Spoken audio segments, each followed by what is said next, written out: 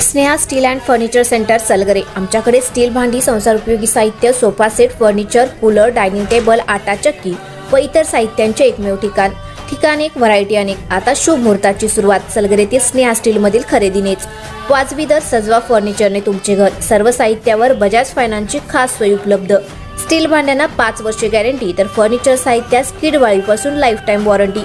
खात्रीशीर खरेदीसाठी मिरज पूर्व भागातील एकमेव ठिकाण Sneha steel and furniture centre Salgare. आमचा पत्ता रवींद्र वसनिकेतन शेजारी सलगरे। संपर्क 90 96 25 91 38। प्रत्येक बातमीतील घटनेच्या वास्तविकतेची तुलना थेट पाहत रहा चांगली अपडेट। खंडेराजुरी तरुणाचा चाकू भोसकून खून, परिसरात खळबळ। खंडेराजुरी तालुका मिरज येथे होळकर चौकात पूर्वीच्या वादातून तरुणावर चाकूने सपासप वार करून निर्घुण खून करण्यात आला। सुमित जयवंत कांबळे, वय वर्ष 21 असे मृत तरुणाचे नाव आहे। काल रात्री 9च्या सुमारास ही घटना घडली। संशयित सूरज आठवलेसह 5 साथीदारांना ग्रामीण पोलिसांनी ताब्यात घेतल्याचे समजते आहे। त्यात 2 अल्पवयीन मुलांचाही सहभाग असल्याचे समजते आहे। पूर्वीच्या वादातूनच हा खून झाला असावा असा पोलिसांचा प्राथमिक अंदाज आहे।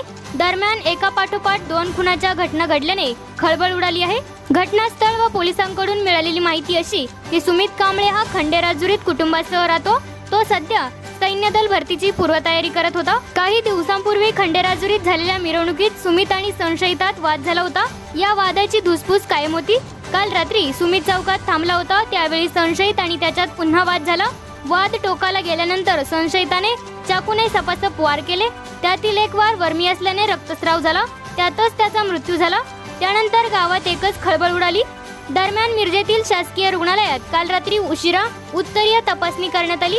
पोलिसांनी घटनास्थळ पंचनामा केला। संशयित काही जण ताब्यात घेतल्याचे समजते आहे। त्यात अल्पवयीन मुलांचाही सहभाग आहे असे पोलिसांनी सांगितले। निरीक्षक भैरू तळेकर यांच्यासह पथक घटनास्थळी दाखल होते।